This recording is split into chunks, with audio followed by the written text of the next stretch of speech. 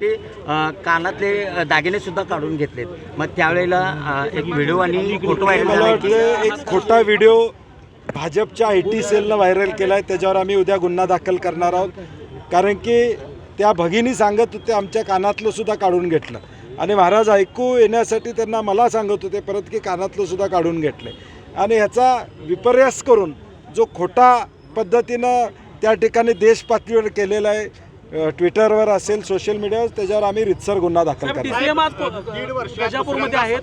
काय विनंती करता किंवा काय आव्हान? मला वाटतं आम्हाला आलेलं प्रसारमाध्यमातूनच कळालं। खासदार आदरणीय शाहू महाराज आहेत, आम्ही आमदार आहोत। एखादी लोकप्रतिनिधींच्यावर बैठक घेतली असती तर आम्हाला कळालं असतं नेमकं शासनाची भूमिका काय आहे। आम्ही तिथं जाऊन आलेलो आहे, आमच्या व्यथा काय आहेत, आमच्या अँगलनं आम्ही जे बघितलेलं आहे आम्हाला माहीतच नाही ते आलेले, ते प्रसारमाध्यमातूनच कळालेलं आहे आम्हाला। कुठेतरी कोल्हापूरमध्ये शाहूंचा सामाजिक एकता जी आहे मागच्या वेळी झालेली घटनेमध्ये देखील बाहेरगावावरून लोक आले होते, त्यावेळी जिल्हा पोलीस प्रमुखांनी नाकाबंदी केली नाही।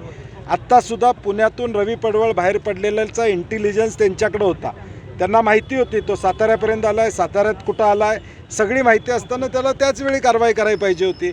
बाहेरून येऊन लोक, कोल्हापुरातली माणसं आज ह्या सगळ्या पलीकडे जाऊन राजश्री शाहू महाराजांचा विचार पुढे घेऊन जाणारी जनता आणि म्हणून बाहेरून येऊन कोल्हापुरात या ठिकाणी अशा पद्धती करण्याचा प्रयत्न होतो, ते रोखण्याचं काम कोल्हापूरकर म्हणून आपण केलं पाहिजे। आज देश पातळीवर कोल्हापूरची जी इमेज आहे ती कशा पातळीवर जाते?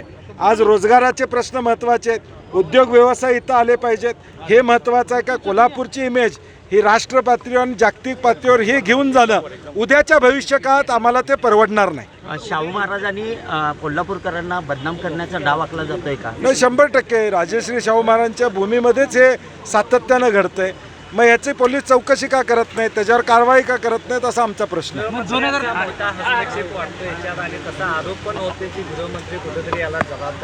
नाही, गृहमंत्री म्हणून त्यांनी जबाबदारी घ्यायला पाहिजे की हे का घडतंय, ह्या सगळा इंटेलिजन्स असताना त्याच्यावर कारवाई का झाली नाही, 144 कलम असताना लोकांना सोडलं का गेलं?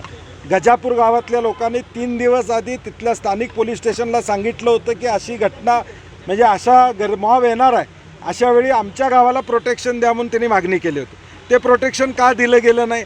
ह्या सगळ्याची उत्तरं आम्हाला गृहमंत्र्यांच्याकडून अभिप्रेत आहेत। इंडिया आघाडीने केलेली मदत ही ढोंगीपणाची ते खासदार बालिश आहेत, त्यांना माहीत नव्हतं, तुमच्याच माध्यमातून आम्ही त्यांचा व्हिडिओ बघितला की मदत त्यांना वाटलं आम्ही विशाळगडवर केलेली आहे, मदत गजापूरवर केलेली आहे, एवढी प्राथमिक माहितीसुद्धा त्यांच्याकडे नव्हती। आम्ही मदत कुठं केली? गजापूरमध्ये ज्या लोकांच्यावर अत्याचार झाला तिथं महाराजांनी आम्ही इंडिया आघाडी म्हणून मदत केलेलं आहे। अज्ञान असलं की अशी वक्तव्य येतात। महायुतीच्याकडून सर्वे झालेला आहे, पश्चिम महाराष्ट्रात त्यांना एक सीट मिळत नाही, त्यामुळे या प्रकरणाला तूल याला राजकीय रंग आहेत 100%।